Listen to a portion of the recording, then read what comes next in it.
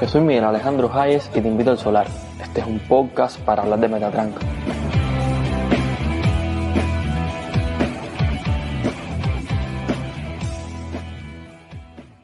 Buenas noches, Liz, tú que estás conectada.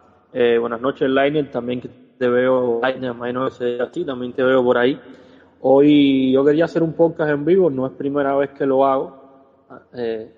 Necesito por algún lugar tomar el tiempo. A ver, aquí. Ya, a las 10:08 empecé a grabar. No es primera vez que lo hago, ni siquiera por Telegram, cada vez es una experiencia más traumática. Casi siempre, de hecho, este es tercero, nunca se graba, pero nada. El tema de hoy es a raíz de la intervención de Raúl Castro en el Congreso, una idea ahí que quedó un poco incómoda para muchas personas, el tema del egoísmo. Entonces yo lo voy a tomar como excusa para hacer un podcast con el tema del egoísmo, específicamente con una serie de ideas que yo fui apuntando, las dejé puestas en Telegram, pues si alguien quería leerlas y profundizar y debatir o quería rebatir, que es otra cosa. Y nada, sin más muera, ahora no tengo para hacer cortes fuera, en fin, nada, arrancamos con el tema. Lo primero es el origen de la idea del egoísmo económico, que es básicamente, me imagino, ¿no?, lo que está hablando Raúl, aunque el centro de esto no es Raúl propiamente, sino abrir el debate alrededor del papel del egoísmo económico en la sociedad. Lo primero es que esta idea es una idea importante, el egoísmo económico, dentro del campo de la economía y la filosofía política. Trasciende la psicología, en fin, es considerada posiblemente la concepción de sujetos, o sea, la teoría de sujetos más importantes dentro de la economía moderna, o sea, dentro de la economía básicamente. Es asociada erróneamente a la figura de Adam, lo cual es algo polémico, pero bueno, lo decir más adelante. En realidad deriva de un planteamiento de Locke, el muy buen filósofo inglés, y se populariza o se hace general, por llamarlo de alguna forma, en el siglo XIX con la obra de Stuart Mill. Hay otros economistas, otros teóricos, pero bueno, sobre todo con Stuart Mill. Cuando hablamos de egoísmo económico, estamos hablando al mismo tiempo de ese sujeto egoísta, de ese homo economicus, como se dice en latín, algo así. Entonces, me dicen por ahí que se corta de nuevo. Bueno, nada, no importa. Dime si mejora. Me moví de nuevo, me moví un poco de nuevo. ¿Mejora? Mejora, pues. Parece que es cuando me muevo mucho se va. Sigo tranquilito en el mismo lugar. Entonces, empezamos con el tema de Adam Smith. O sea, ya hablamos del egoísmo económico, el origen de la idea, pero bueno, Adam Smith se asocia a él porque es una de las personas que más pone sobre la mesa el tema del egoísmo económico, aunque lo hace de una manera a tono de contraste, que es lo que yo quería traer aquí. Para empezar, en su obra Los sentimientos morales, él habla, y no voy a decir la frase porque no me la sé de memoria, y es que por más egoísta, más o menos, algo así, ¿no?, como que pueda ser el hombre, siempre existe en el hombre, en su naturaleza, en sus principios, en sus instintos, algo que lo mueve a preocuparse por la suerte, por el destino de los demás, por la felicidad de los demás, algo así. Algunos han hecho la traducción como la simpatía. Adam Smith es un teórico que habla de la simpatía en el ser humano, y como contraste en su obra La riqueza de las naciones habla una frase muy famosa que tampoco me la sé de memoria. Habla de que algo así como que no es por la bondad o la benevolencia, independencia de los panaderos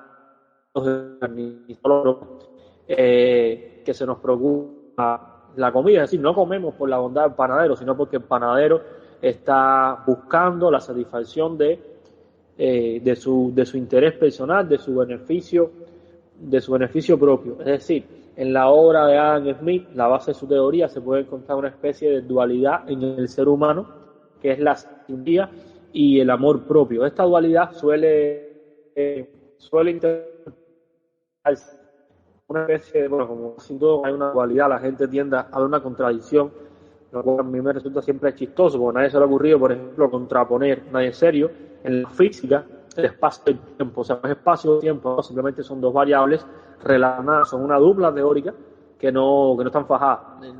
En ciencias sociales se tiende a polo, al norte-sur, y a fajarlo. En realidad, lo que está queriendo decir, al menos mi modesta interpretación de la obra de Adam Smith, es que la búsqueda del interés propio siempre está enmarcada por la simpatía. Es decir, siempre está delimitada, porque, por ejemplo, una persona no su interés personal, vamos a suponer, está, entonces, y para esa la asesina, hace como un bet ético, unos mínimos indispensables de comportamiento.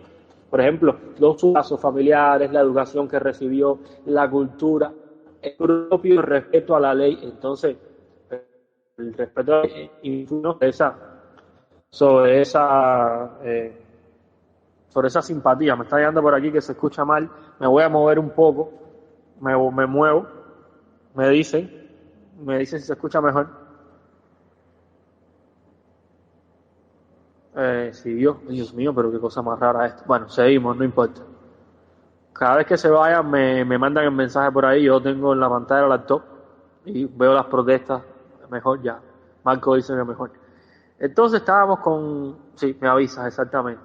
Estábamos con la idea de que no establecer una especie de dicotomía y una contradicción, sino como la simpatía, la preocupación por el interés de los demás es algo que limita la búsqueda del interés propio, del interés personal. O sea, no es el interés personal a ultranza, sino enmarcado en los hábitos, valores, principios y sentimientos de la persona. O sea, un ser humano normal de toda la vida que tiene sus propios límites. Eso es lo que yo interpreto de Adam Smith y ese es el sujeto que yo entiendo de Adam Smith. Y bueno, básicamente para mí, como somos las personas normales, buscamos algo, pero en la búsqueda de ese algo siempre tenemos, o sea, buscamos algo que nos interese.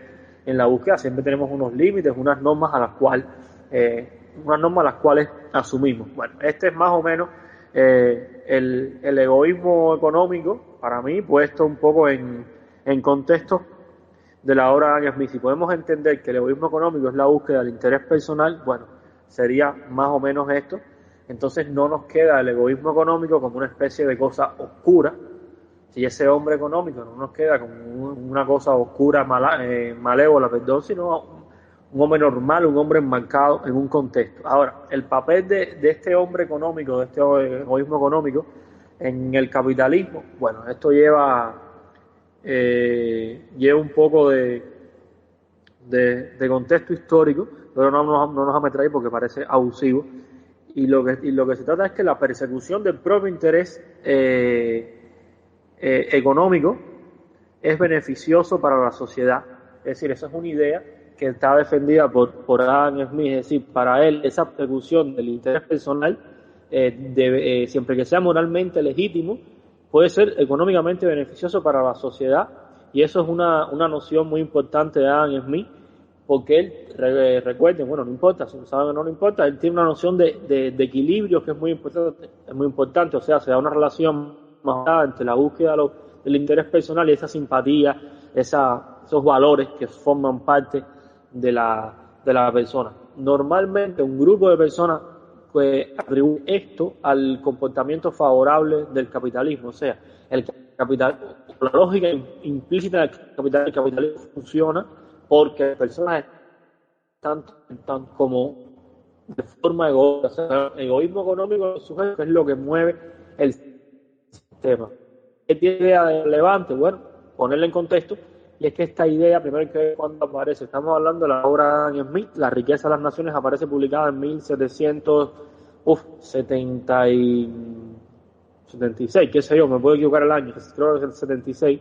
Y bueno, Locke, que es el del egoísmo económico, propiamente el autor del egoísmo económico, gracias Marco, exactamente, bueno, es de antes. Recordemos que el capitalismo como sistema estructurado, tal y como lo conocemos hoy, es un fenómeno, es decir, en 1776, capitalista, con suerte, Inglaterra estaba transitando ese capitalismo, la revolución industrial, se puede decir que empezó en 1750 más o menos, 1750, o sea, no existía en ese momento ninguna economía nacional capitalista bien formada. Por favor, Francia, mira la Revolución Francesa, por dónde andaba, o sea, no andaba todavía.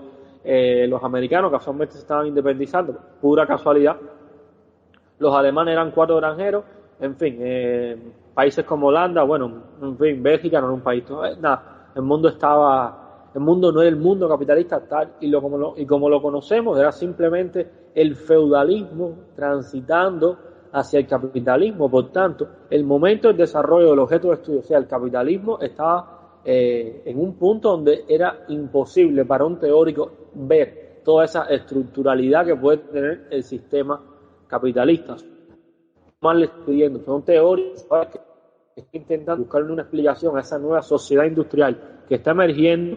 Bueno, por algún lado hay que tirarse, no tienen estructura para ver cómo viene gente, pues lo asocian al comportamiento y la versión, bueno, sale toda esta cuestión del interés propio, el egoísmo económico por un lado. Recordemos que años míos el interés propio no habla propiamente del egoísmo económico. Bueno, podemos asociar una cosa con la idea de la realización personal, individual y demás. Ahora, el egoísmo económico, ese malvado que habíamos visto al inicio, o sea, el egoísmo económico, si vamos a hablar de Évole, tenemos que tener siempre enmarcado en esos límites éticos y morales del individuo, sino básicamente una de lo que es el interés propio.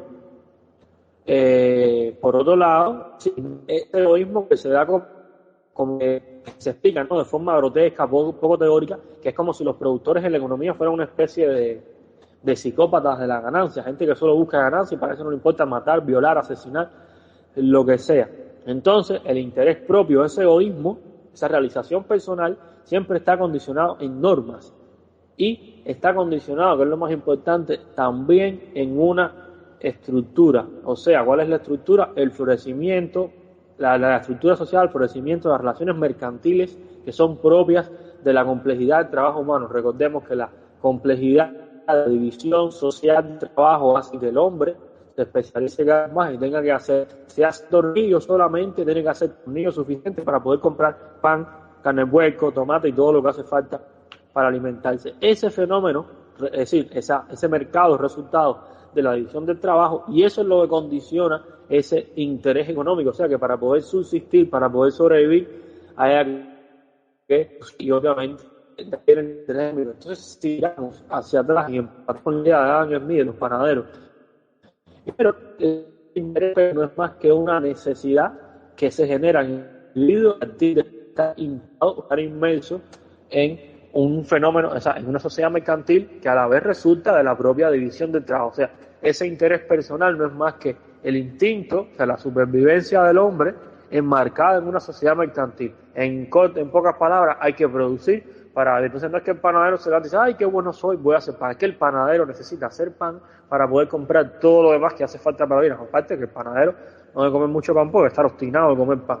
Entonces, ese egoísmo económico al que le llamamos no es más que una respuesta del individuo, o sea, de cada cual, al sistema de reglas sociales en las cuales está insertado. O sea, sociedades mercantiles, sociedades con reglas de mercado, o sea, de intercambio a partir de la división del trabajo, y tiene que ser parte de eso. Entonces no es una pulsión, no es una cuestión negativa, simplemente es una condicionante del sistema en el cual está insertado el hombre. Es decir, el egoísmo económico no es más que lo que llamamos a la respuesta en un sistema mercantil de la necesidad de reproducción del hombre. O sea, tengo que insertarme en el mercado para poder vivir. Entonces, y además que lo haga a partir de determinadas normas éticas, morales, en dependencia de cada sociedad, del sistema de leyes, de la cultura que se defiende, en fin, eso es infinito. Ahora, la cooperación y la competencia, contextos que la condicionan. Ya yo me refería con esto. Bueno, evidentemente hemos hablado aquí de que la estructura económica implica una competencia. Bueno, esto es una verdad media, pues una verdad que depende de los contextos. Recordemos cuando todo hacer pasar todas las partes del mundo. Recordemos nuevamente que en los siglos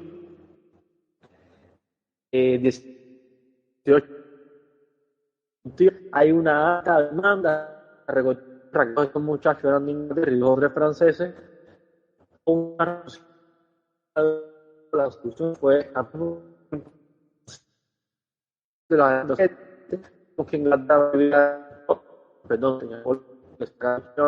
había mucha sociedad de consumidores, o sea, había personas con una riqueza extraída de otras regiones, había una demanda creciente en la sociedad inglesa.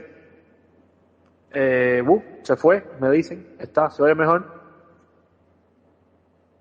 Ya, uy, Dios mío, en fin, qué cosa más rara. Ya, seguimos. Es decir, toda esta cuestión de la competencia, así, a lo salvaje, tal y como nace, era en un momento donde la oferta es insuficiente, a grandes rasgos, estoy hablando de Inglaterra, el resto del mundo, ni hablar, los pobres, y que un incentivo simplemente es que la persona haga más y más y más y más. Pero esa cuestión de competencia responde a ese contexto. Si uno mira la historia reciente del capitalismo, se da cuenta, incluso la teoría de los juegos, que aparece una nueva dinámica, que es la dinámica de cooperación, que es la dinámica de negociación.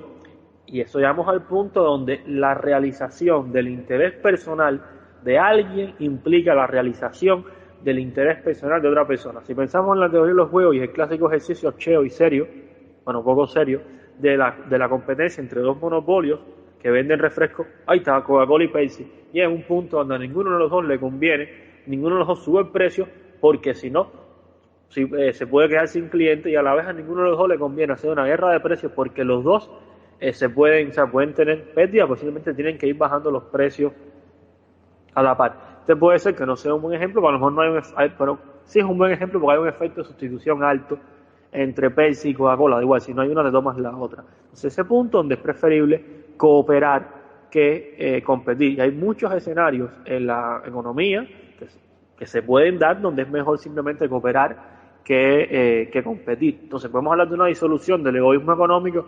Bueno, si entendemos el egoísmo económico como aquella versión macabra que hemos hablado y terrible del psicópata del mercado, bueno, en condiciones donde se hace necesaria la cooperación, o sea, en competencias oligopólicas, por ejemplo, evidentemente ese tipo así macabro del mercado desaparece. Si entendemos el egoísmo económico simplemente como la realización del interés personal de determinadas normas sociales y siempre enmarcadas en un sistema de valores, pues nunca ha desaparecido y nunca va a desaparecer, porque el individuo siempre se realiza a través de sí mismo. Y aquí me voy a adelantar una conclusión, y es simplemente cómo va a ser de egoísta, o sea, cómo va a ser el comportamiento, vamos a entenderlo de egoísta o no, en un individuo, bueno, en dependencia de cuál es el sistema de reproducción de las necesidades en el cual está insertado. Si un dueño de una gran fábrica tiene que despedir 100 trabajadores para que el negocio siga, pues nada, la estructura lo determinó, qué remedio.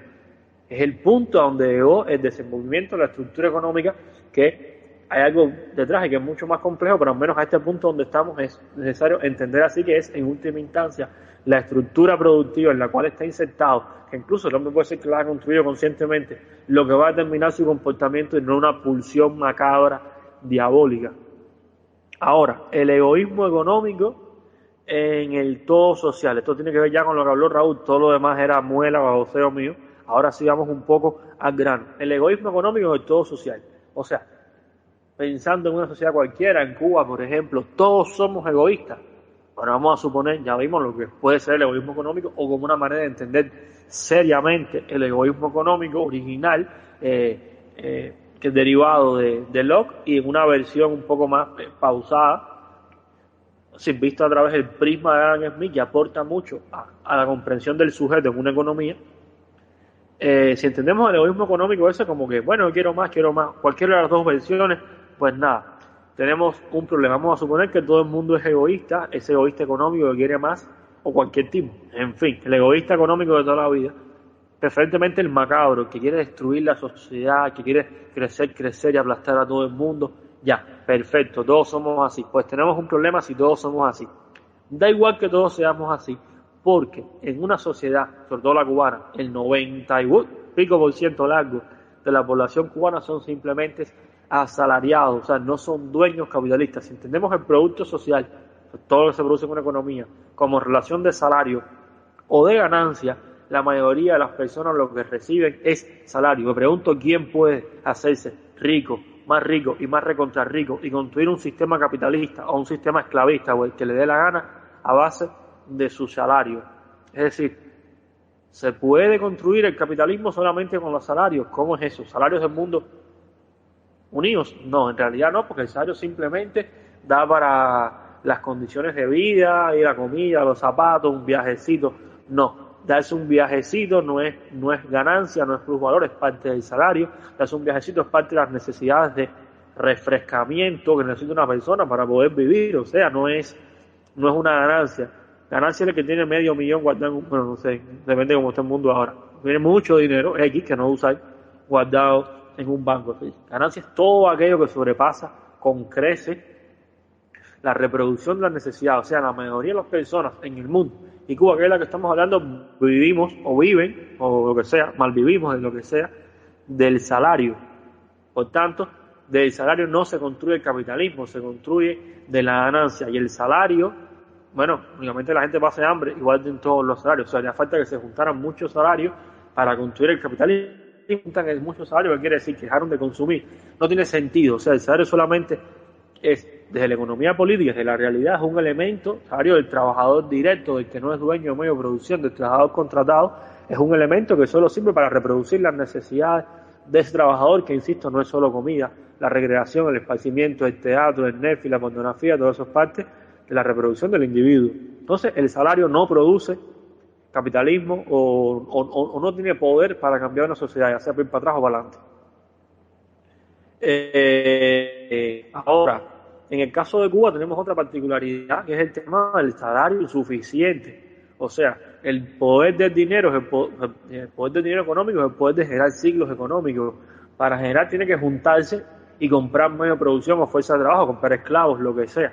Ya vimos que los salarios no pueden hacerlo porque tendría que juntarnos todos, dejar de vivir y donar nuestro salario. Bueno, es que el salario que hay ni siquiera permite a una reproducción de las necesidades más o menos estándares. Recordemos que el salario en Cuba ahora mismo, no, hace muchos años, no alcanza para tener una vida digna, no alcanza para comprar todo lo que hace falta con los índices de precios, con los precios, tal y como están ahora mismo, y tampoco en diciembre, tampoco en octubre, y tampoco hace 3 años. O sea, si fuéramos egoístas, nuestro egoísmo es algo así como que aspirar a que el salario nos dé para algo, nos dé para vivir, ¿sí?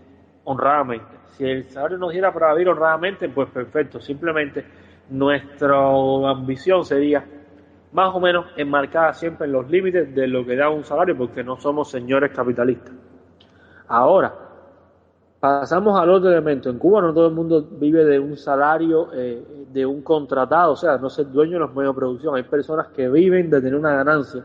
O sea, si hay pequeños capitalistas, que es ese pequeño sector privado, que para mí es el pollo, del arroz con pollo, de lo que estaba, me imagino, sutilmente, de lo que estaba diciendo, o sea, descartamos los asalariados y vamos a la gente, los pequeños privados. Bueno, los pequeños privados que sí tienen ganancias productivas, a dar la charla siempre vamos a la realidad cubana, tal y como es. El sector privado en Cuba tiene restricciones legales de crecimiento. Tiene un límite, no puedes tener más X cantidad de negocios, a veces 2, a veces 3, ni recuerdo, a veces uno solo, en fin. Tiene otro que es el de los insumos. Vivimos en una sociedad de escasez, por mucho que quiera el compañero que venda pizzas, tiene un límite de crecimiento. Aunque no tenga límites reales, tiene un límite de crecimiento. La producción de pizzas, por una sencilla razón, el tomate, la harina, el queso están perdidos. Entonces, tendría que tener un ejército de compradores para poder producir. Llega un punto donde la curva de los costos se intersecta, supera la de los ingresos y deja de ser rentable, posiblemente. O sea, hay una restricción de factores de producción que es real, que tiene limitado el crecimiento del sector privado en Cuba. Eso es una realidad. O sea, que su ganancia está limitada en crecimiento. Y por último es la naturaleza de... Sí, exactamente. Pero bueno, sí, no fuiste por mucho... Por la razón que es el mercado mayorista, hay escasez, el mercado mayorista también iba a ser escaso. Por mucho que tú quieras, no puedes producir. Quitamos los canales, hay un límite en el acceso a los insumos y a factores de producción de forma general. Y por último, es la naturaleza que tiene que ver con esto de la propia producción, y es que es un sector esencialmente comercial. El sector privado de Cuba es un sector esencialmente comercial. Eso significa que uno comercia en última instancia lo que se produce y la disponibilidad de materia prima.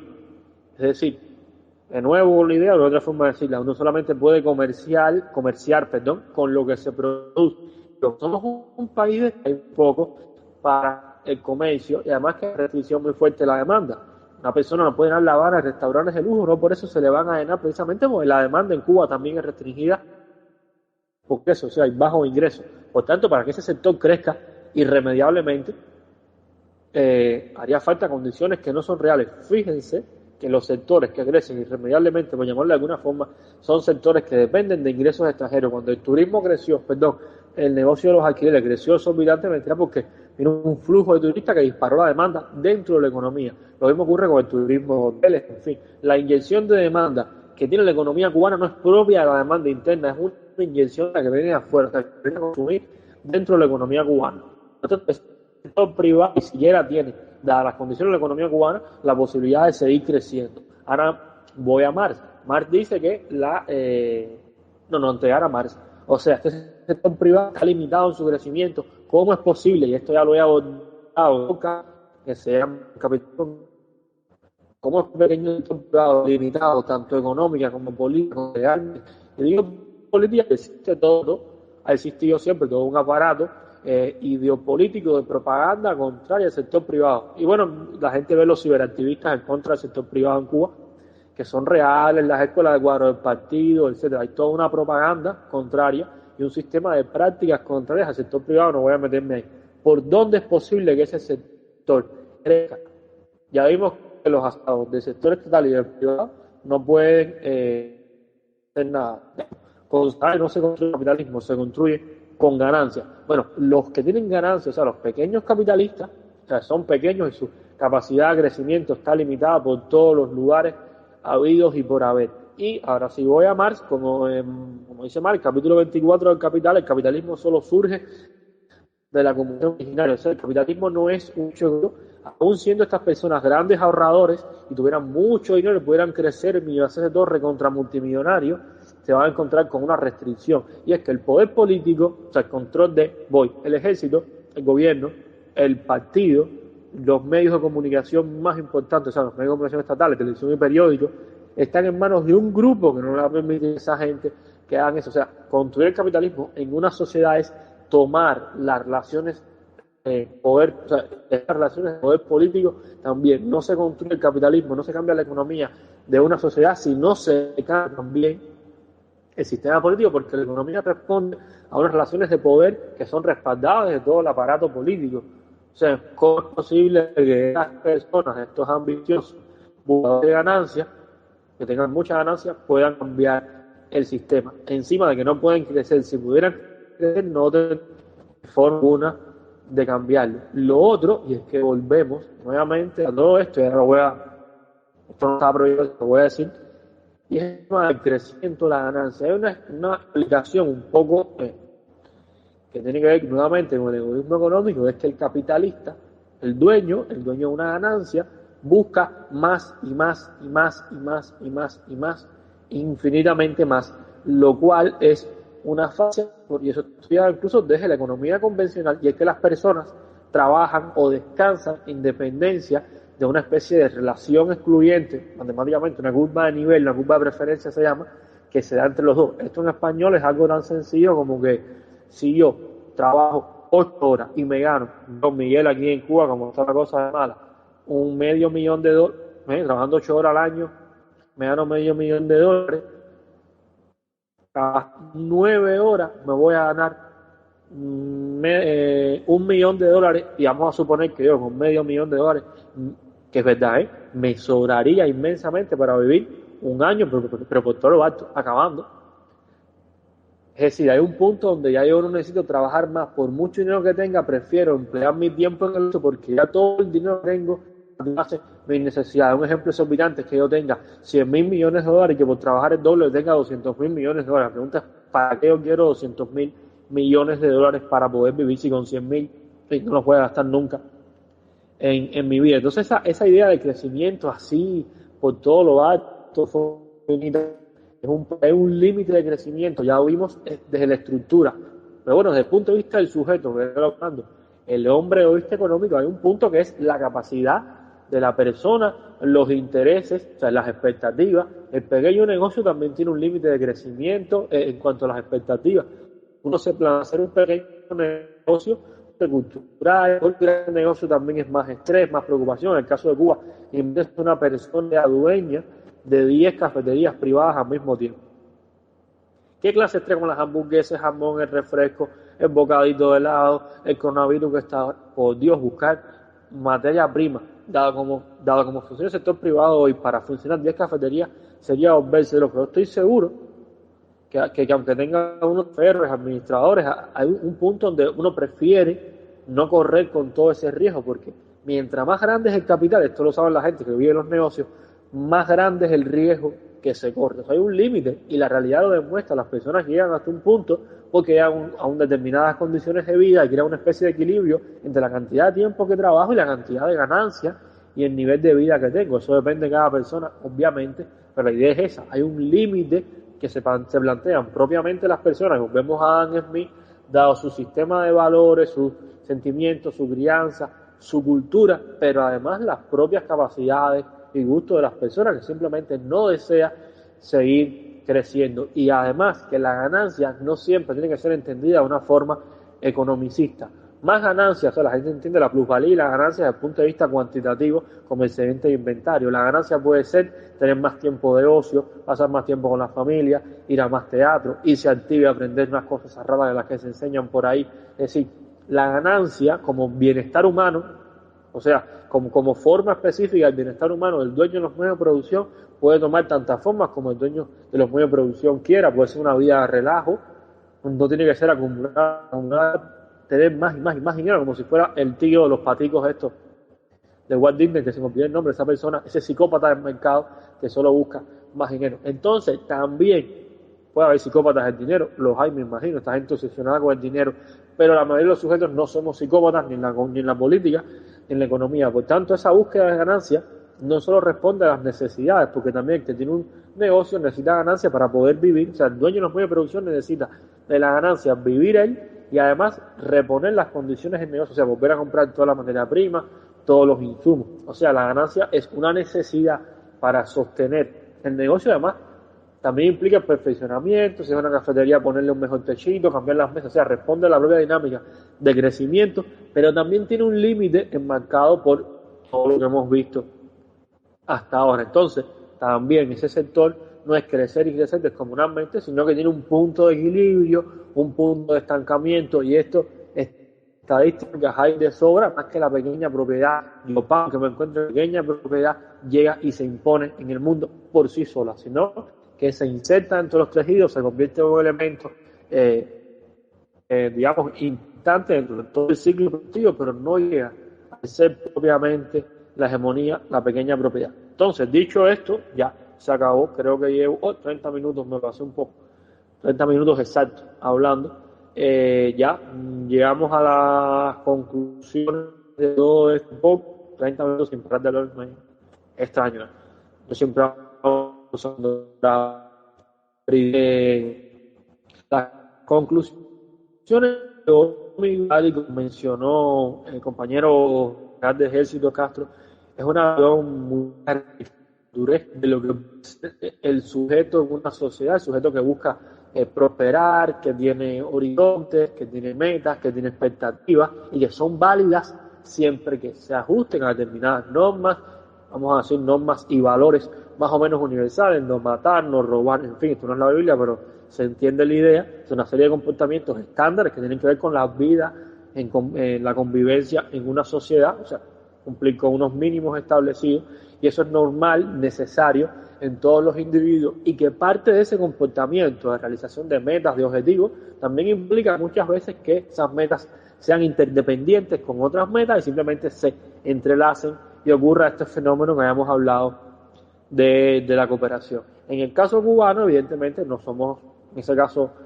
atípicos, somos igual que todo el mundo, y ese egoísmo económico macabro, ese psicópata del mercado, del cual la gente puede entender que va a incluir toda la sociedad, bueno, la buena noticia para todo el mundo, o la mala noticia es que simplemente no puede existir por la cuestión de que ganamos salario, un salario que todavía no da para vivir, cuando dé para vivir simplemente seguirá siendo para vivir porque el salario no es ganancia y el capitalismo sale de la ganancia. Y los que tienen ganancia, bueno, esa ganancia está absolutamente limitada, no puede crecer. Si pudiera crecer, tampoco el capitalismo es un hecho de acumulación de ganancias, sino que es un hecho político, jurídico, ideológico, cultural, y ese sector privado de Cuba tampoco tiene el control, porque el control sobre todo eso sabemos quién lo tiene y quién se acaba. Además que se reunió recientemente en un congreso. Dicho esto, ya está todo el podcast, una experiencia menos traumática que las anteriores. Ahora yo pienso que, no sé cómo es, voy a entrar al grupo. Sí, ese mismo. Ya. Si llegan a hacer algún comentario, duda, queja, sugerencia, pueden pedir el micrófono. Necesito que alguien me ayude con el tema de dar la palabra, porque esto está un poco... aquí dice egoísmo y socialismo. ¿Alguien le puso un nombre al audio chat como se llama? Entonces, nada, ¿quién va a hablar? ¿Quiere una palabra para queja, sugerencia, comentario, catarsis, lo que sea?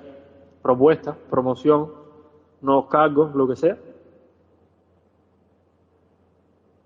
Mira, aquí me dice que quieres hablar, qué cómico, voy para ti. Marcos, voy a dar la palabra. ¿Me escucha? Marcos, puedes hablar cuando quieras. ¿Se escucha? Sí, se te escucha. Estaba escuchando toda la reflexión que hiciste y realmente tomando como referencia una reflexión hecha en el pasado, ahora veo cada vez menos contrastado esa diferencia entre capitalismo y socialismo. Y empecé a leer el libro de Adam Smith, las primeras páginas, y habla acerca de la producción nacional y de cómo se divide la sociedad de manera tal de que hay una mayoría de individuos con las capacidades necesarias como para proveer a la nación anualmente lo que consume, o que el resultado de su trabajo pueda servir para tomar de otras naciones lo que la nación consume, pero bueno, al final todo gira alrededor del bienestar social general, no ese egoísmo exacto. Entonces, esa diferencia capitalismo-socialismo, una vez más, vuelvo sin poder verla.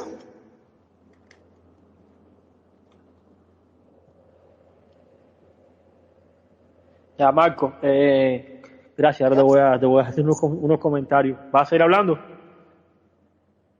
Ya, ahora viene... Dime. Ya, completo, ya terminé. Ya. Perfecto. Ahora viene Lainer, te voy a... Imagino que tengo que ser yo el que te da la palabra. Dame ver, a ver.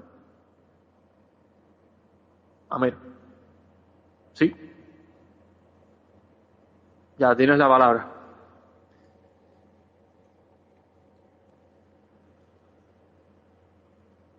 Lainer, ¿estás ahí?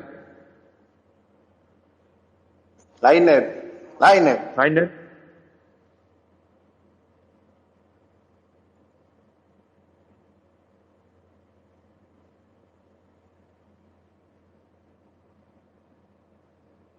No, se metió Lainer.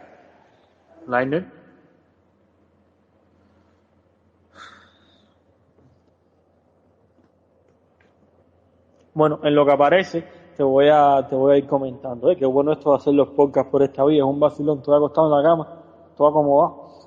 Ya. Ahora sí me escuchan. ¿Me escuchan ahora?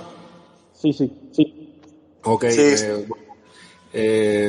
Un placer estar con ustedes aquí. Me encantan las reflexiones que hicieron sobre el egoísmo económico de Adam Smith, que fue uno de los primeros que propuso esto, si no es que fue el primero.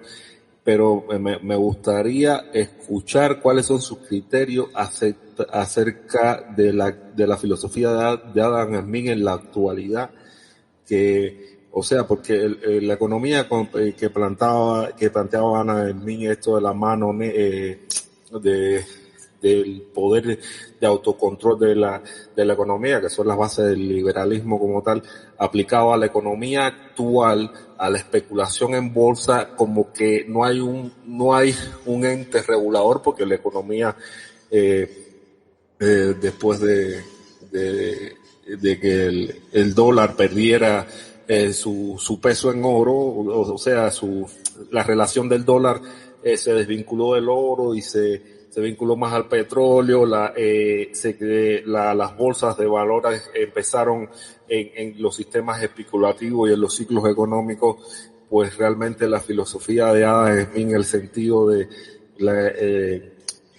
la mano que se autorregula, perdió sentido por la especulación. Precisamente la especulación pues alcanza magnitudes inimaginables, son infinitas. O sea, es un modelo infinito sobre una estructura finita, y por eso el modelo de Adam Smith, yo creo que la gran crítica que yo le haría es esa.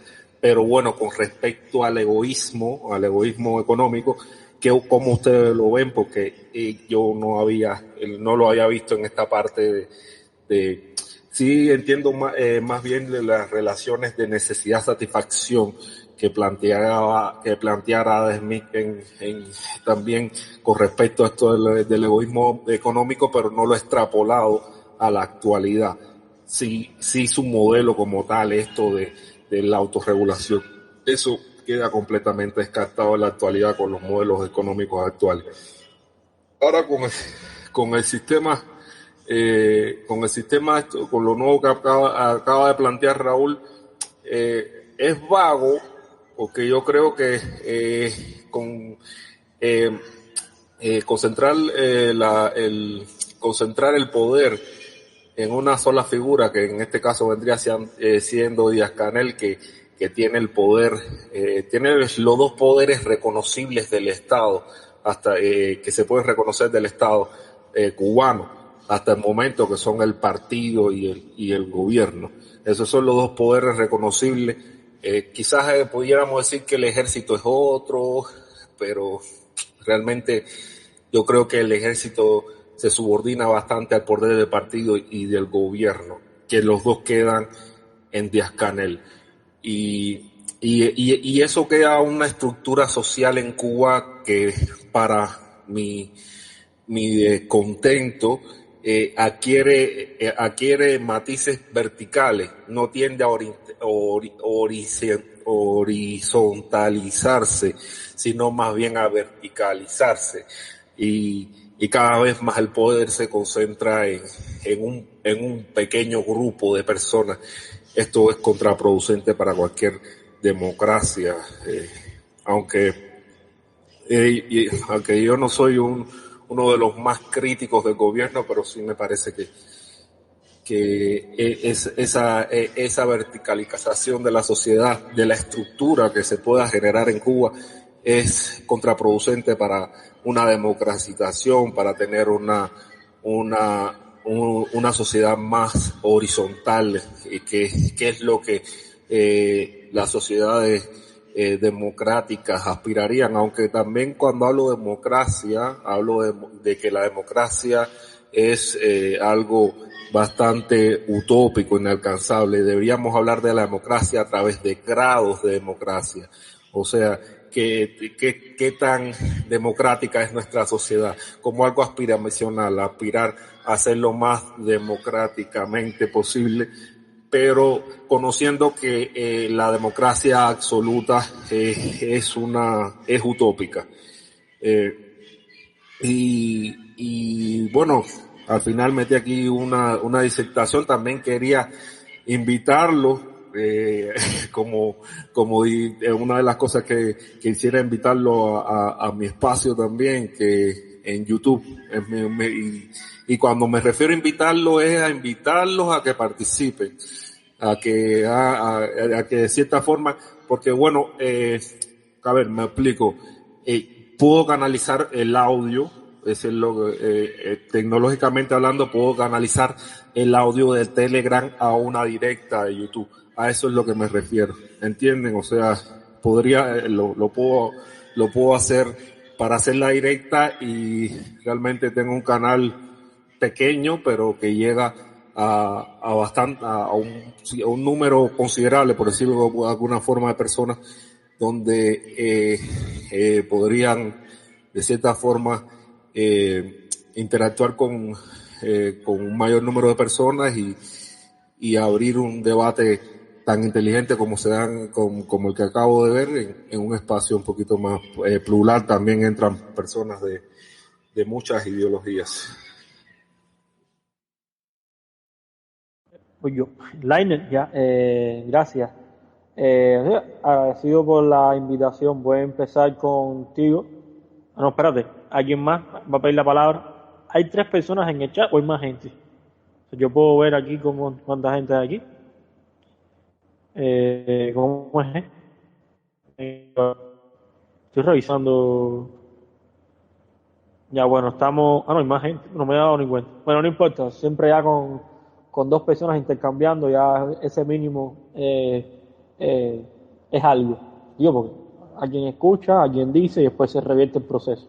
Voy a empezar con las ideas tuyas, Liner, que son las más largas, creo yo. Voy a empezar por el tema de Smith, dólar y demás. Bueno, obviamente, para mí,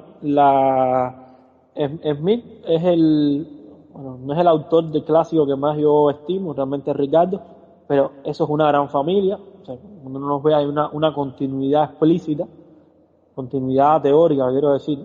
Smith plantea una forma de pensar y hacer la economía. Smith es el que dice, estas son las palabras que hay que usar, y Ricardo lo continúa. Entonces Smith no es la obra acabada, Ricardo tampoco es la obra acabada. O sea, para mí la obra acabada es Marx. Para mí Marx no se entiende sin el Marx que intento tener yo, que es el Marx no es de toda la vida de las pancartas, sino un Marx dentro de 2 grandes tradiciones teóricas, la economía política clásica y la filosofía clásica alemana. Marx es un autor tardío de ambas corrientes, el último alemán el último tipo que viene a hacerse gracioso con la filosofía clásica alemana, y el último tipo que viene a hablar de economía clásica en un momento en que está apareciendo la economía positivista. Si uno tiene el contexto de Marx, ya estaban apareciendo las escuelas austriacas, las escuelas matemáticas de economía, los enfoques estos ingenieriles, por llamarlo de alguna forma, aplicados a la economía, que sería esto que después pasaría a llamarse microeconomía. ¿Por qué digo esto? Para poner en contexto en Marx que yo uso. Entonces, Smith no es una obra acabada, por tanto hay muchas cosas en él que quedan en el aire. Para mí el gran aporte de Smith es esta idea del sujeto, que ahora voy a caer en ella. Ahora, para el tema del dólar, la especulación, realmente no es Smith propiamente el que más da la talla, sino Ricardo y Marx. Digo Ricardo y Marx y es un poco complejo porque, complejo de verdad, no es por usar la palabra, el tema de Marx y la teoría del valor. Yo sé que hay una versión hegemónica de la teoría del valor dentro y fuera del marxismo, la que a mí me llega, que no soy el único, hay varios, 2 o 3 autores marxistas que dan con el mismo clavo, o depende uno, si viene la filosofía clásica alemana, da con esa versión, que es simplemente entender el valor como la relación del reconocimiento social por algo. O sea, el valor como la categoría, la forma de entender a un grado mayor de complejidad o más esencial el precio. Si hablamos de un precio determinado, constante en el tiempo, podemos hablar de que ese precio está expresando el valor de la mercancía, y obviamente tiene que tener cierta estabilidad para poder hablar de valor, porque es una cuestión puramente metodológica, problema de observación del fenómeno. Uno no puede hablar de un fenómeno, de algo, si no tiene una constancia. Para hablar de un comportamiento tiene que haber una observación de determinado periodo de tiempo.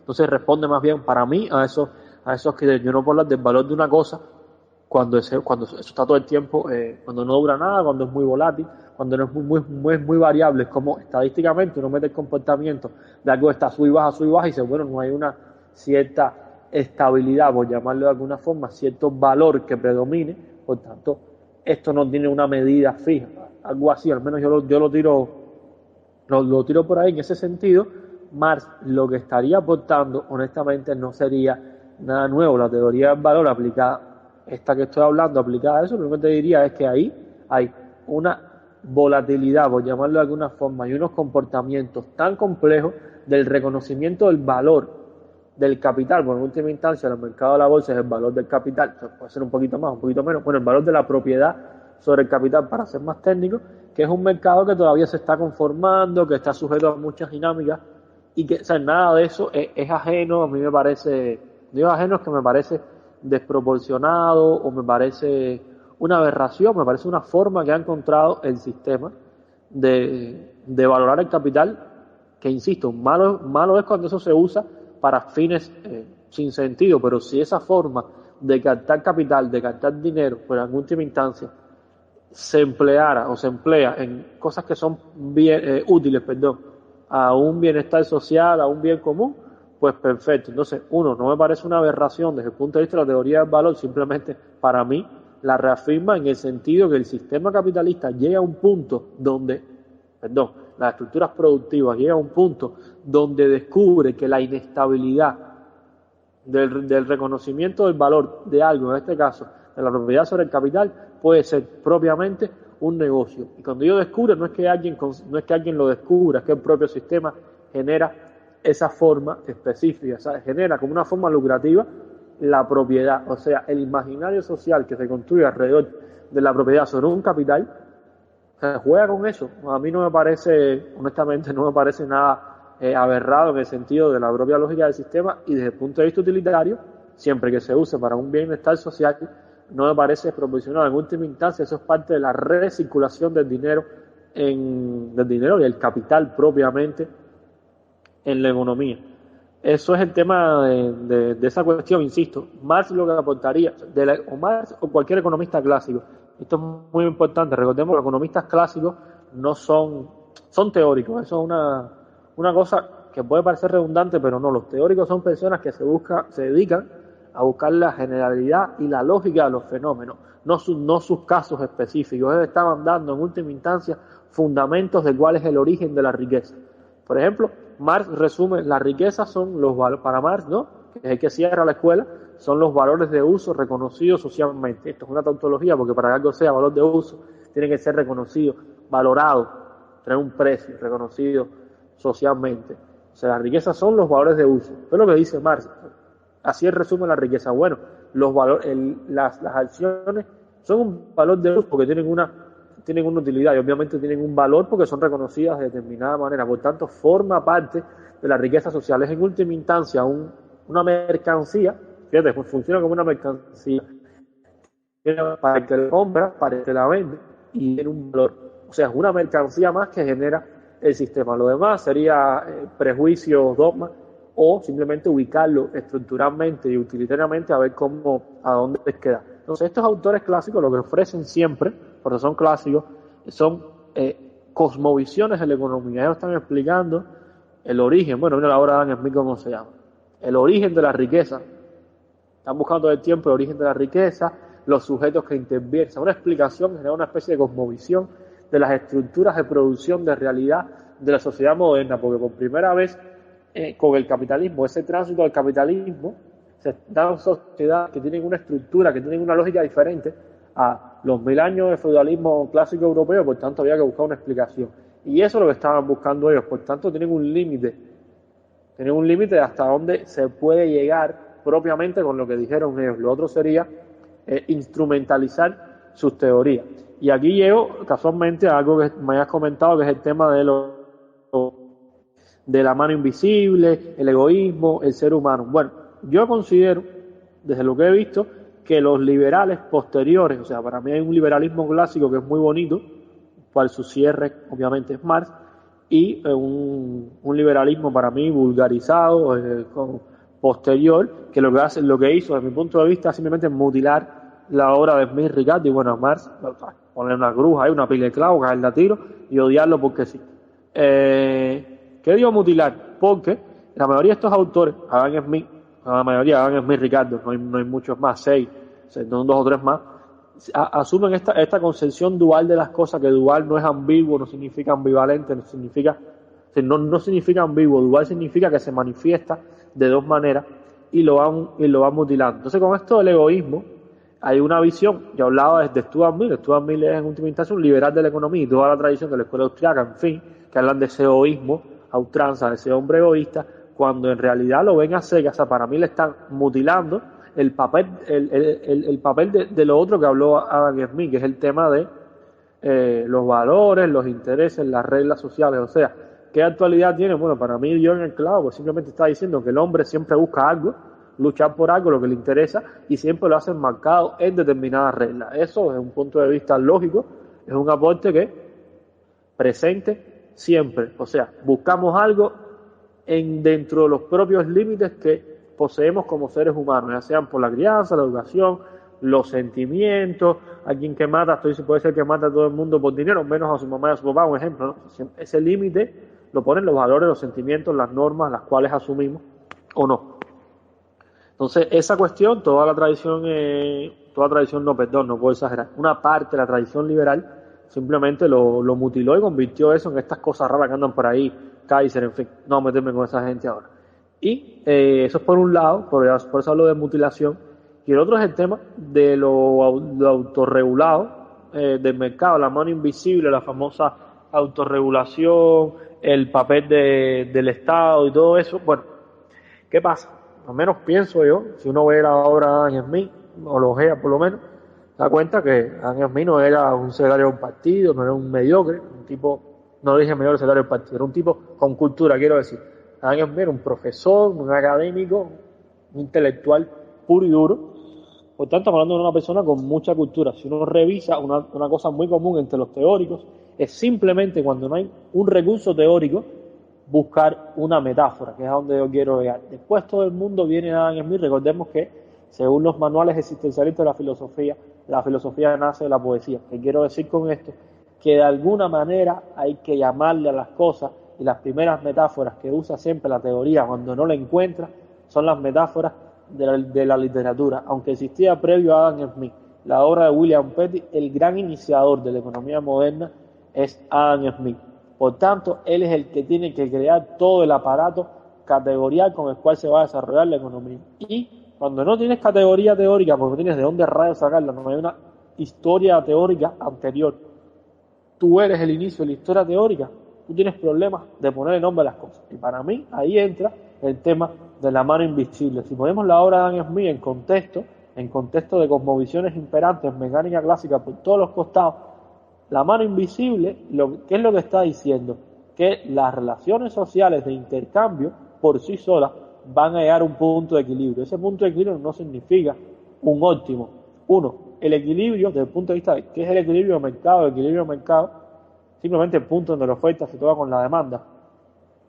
O sea, no es un estado ideal de un óptimo social, simplemente es un punto donde la oferta se toca con la demanda, que eso es siempre, se hace una compraventa, la oferta y la demanda se están cruzando. O sea, por un lado, Adam Smith está dejando, digamos, hasta cierto punto una vagancia teórica o algo que no es sujeto de investigación, que qué es lo que ocurre en el mercado. Bueno, se determinan proporciones, que es lo que pasa siempre, y se autorregula a partir de una mano invisible. La mano invisible es la metáfora que él encuentra para él referirse a las dinámicas propias en el mercado. Honestamente, menos mal que no se puso a explicarla, porque eso no hay regla para eso, simplemente hay una relación lógica donde tienden a encontrarse. Y eso, para mí, la explicación, dejarlo a nivel de mano invisible, eso es la metáfora, no le quedó más remedio que hablar de una mano invisible, como decir, y por alguna cosa de la cual yo no voy a describir aquí, todo eso se autorregula. Ahora, ¿qué es la autorregulación del mercado? No es el cumplimiento de un encargo ni el cumplimiento de una norma ética. Significa que pongas lo que pongas en el mercado, siempre va a ocurrir un proceso. O sea, lo que está queriendo decir que el mercado siempre es un proceso que va a funcionar, vendan 5 tomates o vendan 50. Y algo va a ocurrir. Si sobra, no se va a comprar. Si falta, no se va a comprar y puede bajar el precio. Si falta, va a subir el precio. O sea, de determinada manera eso siempre camina. ¿Y qué importancia tiene esto? Recordamos que estamos en un momento donde está surgiendo, entre comillas, porque todavía falta cantidad, un capitalismo como sistema. O sea, hay que explicarle a la gente, a los académicos, a los teóricos, a las universidades, qué es lo que pasa. Bueno, está queriendo decir que en última instancia siempre el mercado va a tener movimiento, o sea, se va a autorregular. Esa autorregulación es que va a tener movimiento. Está queriendo decir que no es como una estructura esclavista, por ejemplo, que depende de la voluntad del esclavista. No, esto te guste o no, nos guste o no, hay unas necesidades de que reproducir, hay un interés personal que realizar y todos dependemos de la realización de nuestras necesidades, por tanto va a funcionar. De hecho, algunos autores hablan de hacer un énfasis en cómo Adam Smith habla del mercado como una especie de mecanismo de reloj. O sea, no es el tema del mecanicismo, sino el tema de que funciona solo, de que tiene su propio movimiento. Por tanto, esa mano invisible en última instancia es la referencia a eso, a esa dinámica propia que puede estar teniendo un mercado y que perfectamente se ajusta a las preguntas de investigación que podía tener un tipo en 1773, 74, 75 o 76. O sea, se autorregula siempre, piensa en Cuba incluso, que es el peor escenario posible para un mercado. Pasa algo, el mercado siempre pasa algo, no se queda inmóvil. Recordemos que también en 1776 Newton está rondando la zona.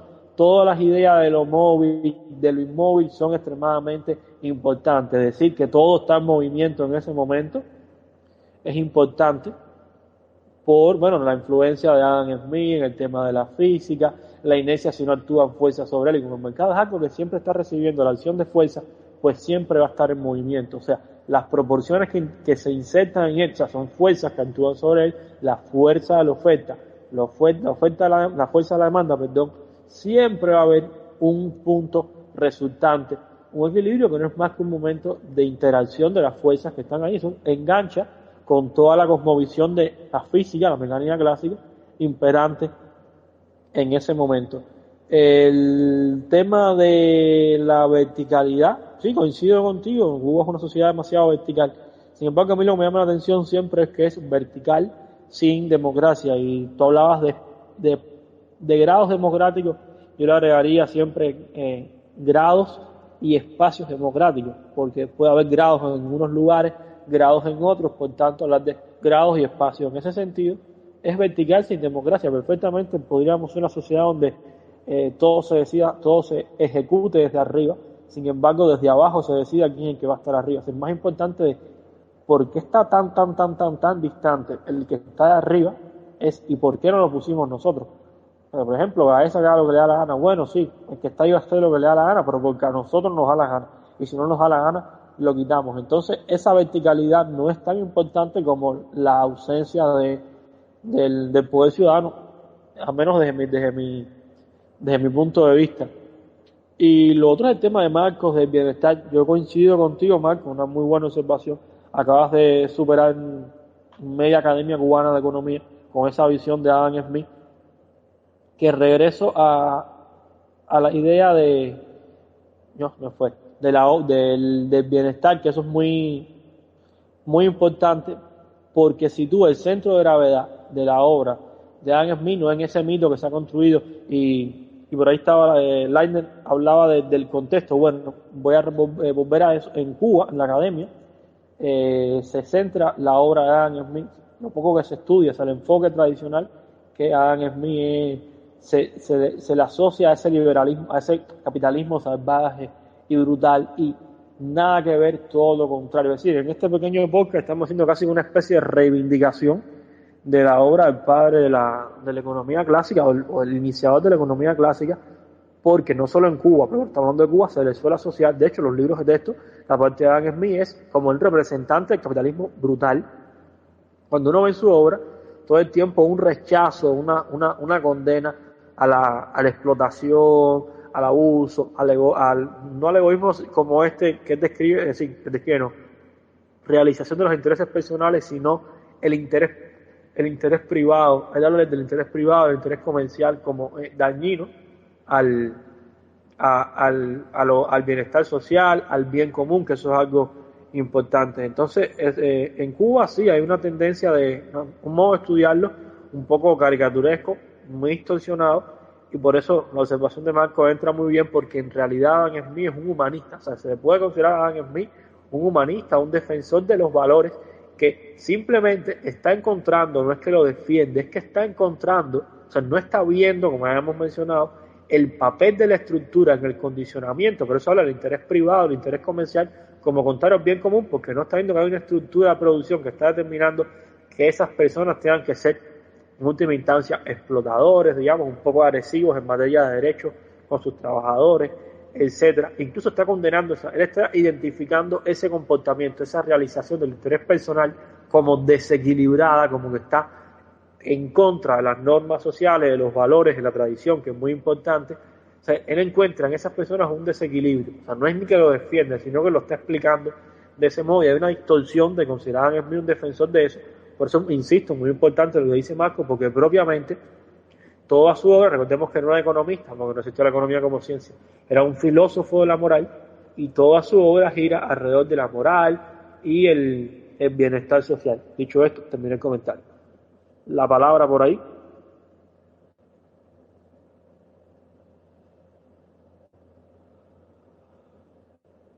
Alguien va a pedir la palabra para poder leer. Si me escriben por cualquier lado, por el grupo o algo así, me entero.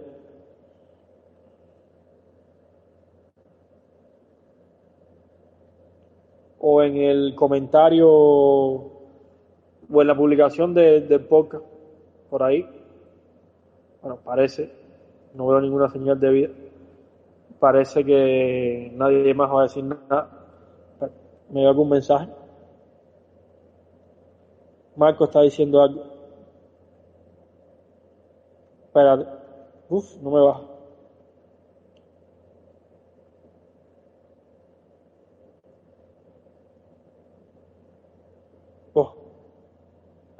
Ya te leí, Marco. Bueno, nada, yo pienso que, bueno, si alguien quiere decir algo, voy a dar 3 segundos o algo así, por si cambian de idea. Marco sigue escribiendo.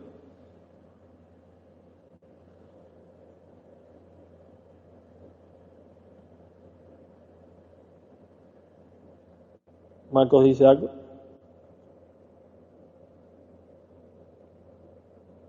Ay, qué raro. Se me van todos los mensajes. Al menos yo estoy con... ya.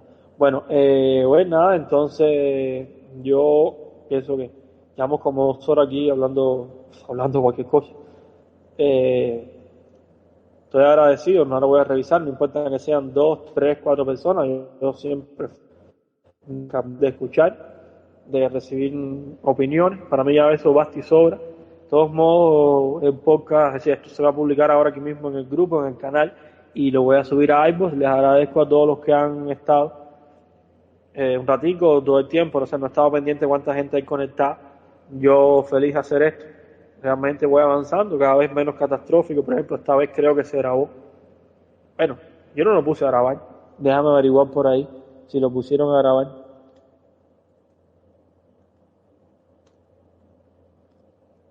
Estoy esperando respuesta de si se puso a grabar o no. Ya, si me confirman que sí se puso a grabar, pues nada, esto va a quedar registrado. Entonces ya no hay más muela, no tengo más cuándo parar. Gracias a todos nuevamente. Nos vemos aquí en el grupito, en el canal, en todo esto. Si alguien se anima, organizamos uno en estos días pronto de cualquier tema de interés que pueda tener siempre un pequeño trasfondo teórico para intentar pensar, y si no pensamos, por lo menos lo intentamos y llegamos a algo, o no llegamos a nada, pero intentamos llegar a algo, que es lo importante. Al menos nos rompemos la cabeza un poco, yo intento rompérmela. Y ya, no voy a decir gracias de nuevo, nos vemos pronto. Iba a decir una consigna, pero mejor no. Un abrazo para todo el mundo, caballero. Gracias.